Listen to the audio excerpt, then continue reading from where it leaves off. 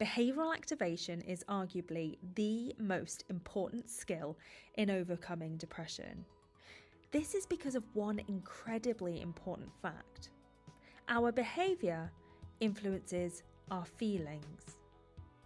When you feel as though you're moving forward in life, perhaps progressing towards a goal that's really important to you, you feel satisfaction and life feels worthwhile. So knowing that our behaviour influences our feelings, to treat depression, first we need to understand how our feelings influences our behaviour. Let's talk through this a little. So to not be depressed, we need a rewarding routine. That is, we need regular experiences of enjoyment and progress towards a goal. Now, situations that thwart our sense of progress make us feel bad. And do you know what? This happens to all of us from time to time. Redundancy, unemployment, relationship breakdown, a physical injury, or maybe finding yourself just regularly drinking more alcohol than usual. Now, depression literally means pressed down. It's a build-up of problems or major life changes. And this can mean that our routine is no longer rewarding. It might even be punishing, and that can lead us to feeling depressed. Let's think of an example.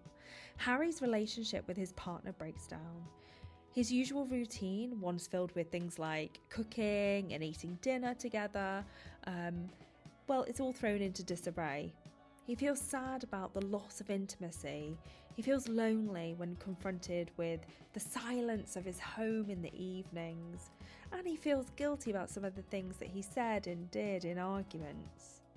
Now, given what Harry has been through, it really is understandable that he would be feeling this way. Now, when we feel low, day-to-day activities can start to overwhelm us, and we might cope by pulling back from life, by disengaging. Harry might see that his mum's calling on the phone, but just can't quite face speaking to her right now. He manages to go to the pub for a meal alone and sees his friends, but feels awkward just not knowing what he can talk about, given that his life feels a little bit emptier than before.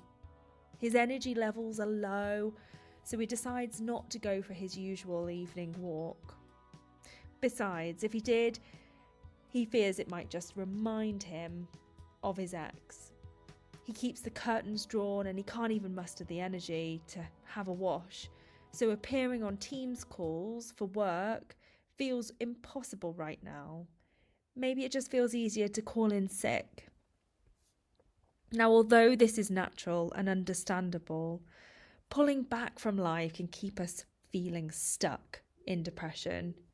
Problems often carry on mounting up, and we remain deprived of enjoyment and a sense of progress in life.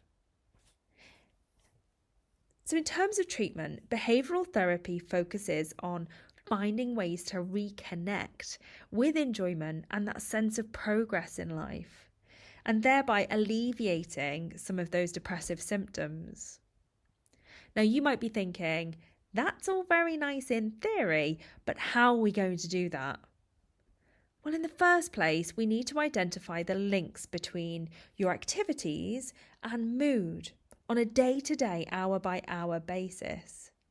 A cognitive behavioural therapist can expertly help you do this. We also need to identify which activities might provide you personally with a sense of enjoyment or progress in life, and we refer to these as values-based activities. Then we help you to plan and engage in these activities.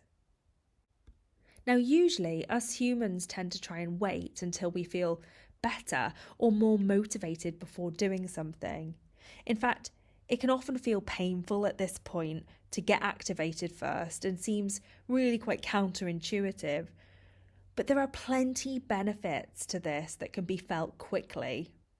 When you do something that feels good, your brain gets the chemicals it needs to lift your mood. And when you do something that means a lot to you, you increase the likelihood that you're going to experience good things. Last but not least, doing things that you naturally feel the urge to avoid because you've told yourself that it just isn't going to work gives you the opportunity to learn, well, it kind of did work.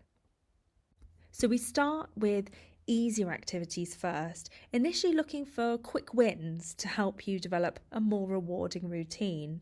And finally, we work our way to addressing those areas in which you feel particularly stuck at the moment.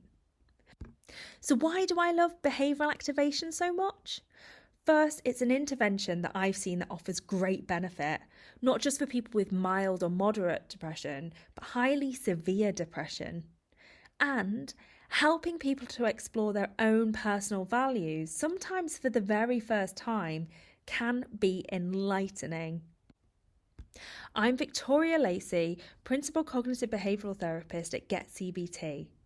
If you found this video useful, then please like and subscribe for more useful ideas to find your best self again.